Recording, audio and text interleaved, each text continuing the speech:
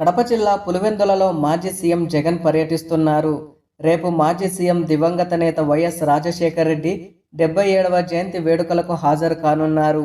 బెంగళూరు నుంచి ప్రత్యేక హెలికాప్టర్లో పులివెందుల చేరుకున్న జగన్మోహన్ రెడ్డికి బాక్రాపురం హెలిప్యాడ్ దగ్గర ఎంపీ అవినాష్ రెడ్డి, ఎమ్మెల్సీలు, ఎమ్మెల్యేలు, పార్టీ ముఖ్య నేతలు ఘనస్వాగతం పలికారు.